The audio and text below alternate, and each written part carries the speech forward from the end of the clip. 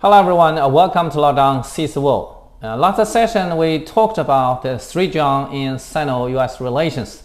This time we talk about 3S. 3S refers to the three American progressive writers and journalists who were also called old friends of Chinese people. Their English names all started with the character S. They were Agnes Smedley, Anna Louise Strong, and Edgar Snow. First is Agnes Smedley. Smedley was born in Missouri in February 1892. When she was 9, her family moved to Colorado, and her father became a miner from a farm, yet still in poverty. Smedley worked very early when she was young, and after graduation from normal school, she became an elementary school teacher. The hardship of life made her focus on the poor and the social inequality. Later, she moved to New York and knew some people with socialist belief, which influenced her greatly, resulting in her support to India's independence and China's war against Japan. In 1918, still in First World War, he was arrested by U.S. Navy Intelligence Agency for espionage. Yet 2 months later, she was released, and the court also revoked her case. And from New York, she came to Germany and acquainted with some revolutionaries and made friends, the Soviet master spy Richard Zorc. In 1928, and her novel of autobiography, Daughter of Earth, was published. And as a journalist of German newspaper, and she came to Shanghai via the Soviet and stayed in China for 13 years until she returned to America due to her health in 1941. And soon her book, The Battle of Hymn of China, was published. In China, he met with Lu Xun and Mao Dun and other left-wing writers, and also Song Qingling, the widow of Sun Zhongshan. She closely watched the news and reports of the Red Army, and also in 1934 published her book, China's Red Army is Marching. In December 1937, during her retreat in Xi'an, she ran into the Xi'an incident and was invited by Zhang Xueliang for a daily English news program, and during which she saw Zhou Enlai in negotiation and visited Yan'an in January 1937. During her stay in Yan'an, she encountered many Chinese communist leaders, especially Zhu De, the commander of the Red Army. Based on her memoir, Zhu De looked very common at first, very similar like a farmer. Yet Zhu De had overseas study in Germany and could speak German and somewhat English. He was very kind, calm, and composed as a commander in the battle. She was deeply attracted by his personality and decided to write his biography named as The Great Pass, which was published in 1956 after her death. She felt the affinity in China, and he said, in Yan'an, I visited many countries in the world, yet I had always been regarded as a foreigner. Only here in China, I felt I was at home.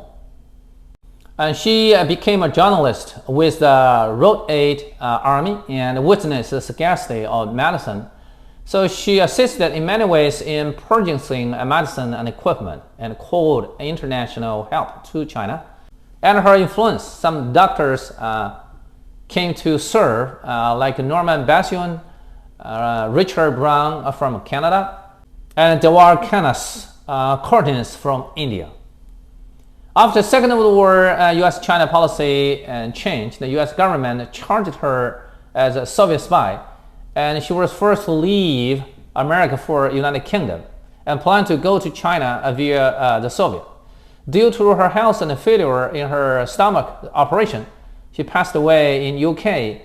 By her will, her publishing income of 600,000 German mark and her personal staff and her born ash would be entrusted to China.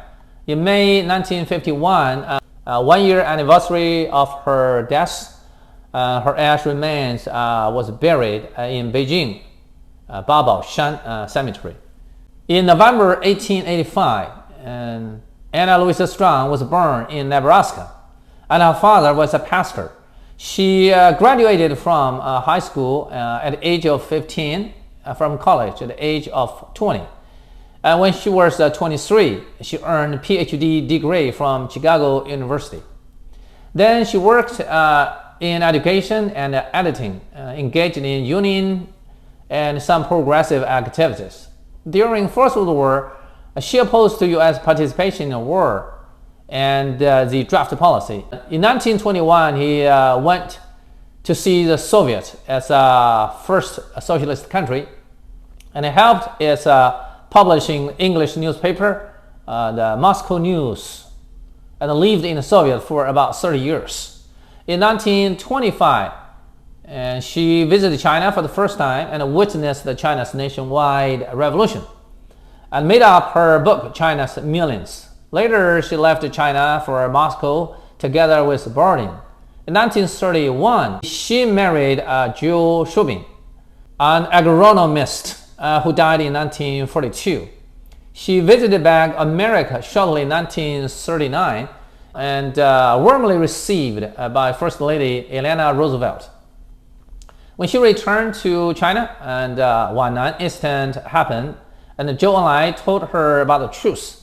She reported in American court attention of U.S. government. President Roosevelt warned John's nationalists not to wage civil war. In 1946, Strong visited China for the 5th time and saw Chairman Mao in Yan'an. During their conversation on August 6, Strong asked Mao whether America would wage an attack to the Soviet with the atomic bomb. Mao said, "Atomic bomb sounds scary, yet nothing terrible. For what determines the victory of a war is not by 1 or 2 pieces of a weapon, but by the people." Strong asked Mao of his opinion about the issue of U.S. $1 billion military assistance to the nationalists. Mao answered, "This is American blood transfusion to the nationalists. But with our victory in battle, these weapons would be eventually ours. Within this month that you stayed with us in Yan'an, we wiped off 14 brigades of the Nationalist Army. By this feat, we will totally defeat them within 2 years. All the reactionaries are paper tigers." In this conversation, Mao created a new English word, paper tiger. In February 1947, Strong left Yan'an for the Soviet, and under the help of Bordin, and she published articles about Chinese Revolution. In 1949, she was accused as an American spy and first to leave the Soviets, which was revoked in 1955 after the death of Stalin. In 1958, at the age of 73, she chose to come to China and worked as English editor for magazine China Communication. On November 24th, 1965, Chairman Mao invited her to fly to Shanghai for a celebration of the 80th anniversary of her birthday. In 1970, at the age of 85, and she passed away in Beijing and buried at Babaoshan Cemetery. Anna Louisa Strong was a writer with 30 books published, and 1/3 of her life was in America, 1/3 in the Soviet, and the other 1/3 in China, her best rest place. Edgar Parks Snow. In July 1905, Snow was born in Missouri and graduated from major of journalism. In 1928, he moved to New York and began his tour to Asia, especially the 13 Year of Legend in China. In 1934 to 1937, he was invited to teach in Yanjing University, Beijing. In 1936, under the help of Song Qingling, he and another American doctor, that George Hunting visited Red Army's headquarters, interviewed many leaders of the Chinese Communist Party and the Red Army, and he met Chairman Mao here for the first time. Mao was described as tall and lean, resembled to the U.S. President Abraham Lincoln, and a very famous picture was taken for Mao here. During his 4-month interview, he finished his book, The Red Star of China, which introduced details Mao's experience, the Red Army's development, and the Long March. Positively told to the public about the communists. This book was published in London in 1937 and soon became one of the bestsellers. Many of Chinese youth went to Yan'an for a revolution under its influence. In 1939, he visited Yan'an for the second time and interviewed Mao and reported about the Road 8 Army. In 1941, the Wan'an incident, Communist New First Army suffered an attack from the nationalists. Snow reported the truth, and his privilege as a reporter was cancelled by the nationalist government and had to return to America. President Roosevelt and had 3 talks with him to know more about the situation in China. After the Second World War, McCarthyism rose and FBI put Snow in the blacklist due to his reports in China. So his family had to move to Switzerland. He visited back to China 3 times in 1960, 1964, and 1970. And all met with Chairman Mao. In 1960 interview, Mao told him that he hoped to swim in Mississippi River, and revealing his intention to improve relations with America.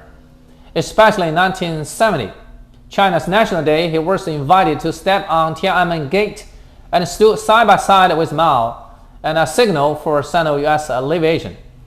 Then Mao told Snow, China welcomes Nixon, whether as a tourist or as U.S. president.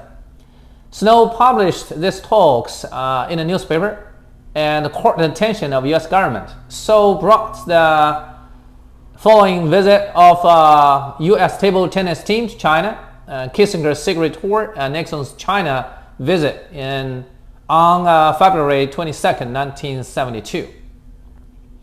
According to the original plan, Snow would be one of the reporters and advisors for Nixon's visit. Yet, just 1 week earlier, and on February 15th, Snow passed away. When he was hospitalized, the Chinese government sent Dr. Ma Haide and a medical team to see him, and Huang Hua, China's representative to UN, they came to Geneva to see him in Monthney. Though Snow was very sick, yet when he saw the coming of Huang Hua and Ma Haide, he was very excited and sat up and said happily, "We 3 old red communists see face to face at last." Based on his will, the half of his born ashes was buried by Hudson River, New York. The another half was at Lake Weiminghu, Beijing University, that place where he loved and would like to stay. Chinese people and American people are great people. Only the 2 governments confront and with difference of ideology and national interests. Yet the argument between 2 countries should not impede the normal exchange among the people. Above is today's program, and thank you for your watching, and see you next time.